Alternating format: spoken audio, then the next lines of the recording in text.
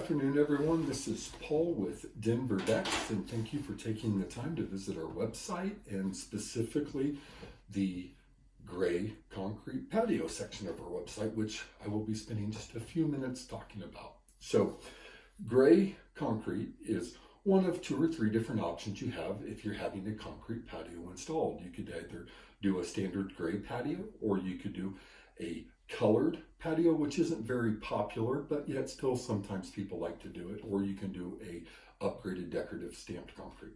But if the budget doesn't necessarily allow the decorative stamped concrete, or if your tastes are just more in line with the standard gray, then this would be a good fit for you. Now, just because it's a standard gray patio doesn't mean it has to be boring. It doesn't mean that it has to look like a driveway or some sort of an industrial space. There are a variety of different things that we can do to add some dimension and character to a gray patio.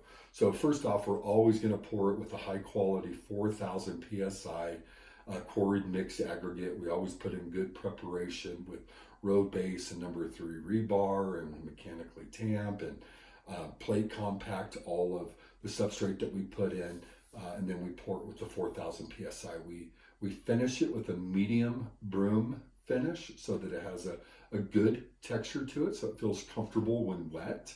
And then we put in control joints. Control joints are necessary to tell the concrete where to crack. The guarantee with concrete in our climate specifically is that it's going to crack. So we want to tell it where to crack. So we put in those control joints in very specific areas, but we can also add additional control joints just to add some character to it.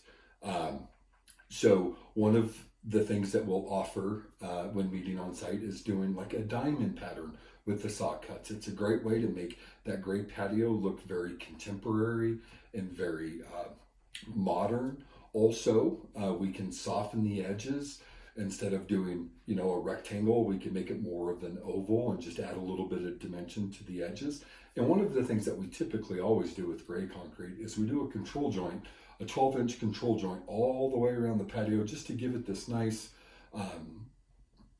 bordered edge. So the 4,000 PSI is going to hold up really well in our climate. There's a very specific way that we finish our concrete to ensure you don't have to worry about it spalding or flaking in the years to come. In our climate, that happens. We see that in driveways and sidewalks, and there's a very specific thing that is being neglected by a concrete installer that allows the patios to do that. That's a detail that we could discuss on site that you would be assured that you wouldn't have to worry about that with our patios. The only downside, I would say, with the gray concrete is that it can stain, obviously.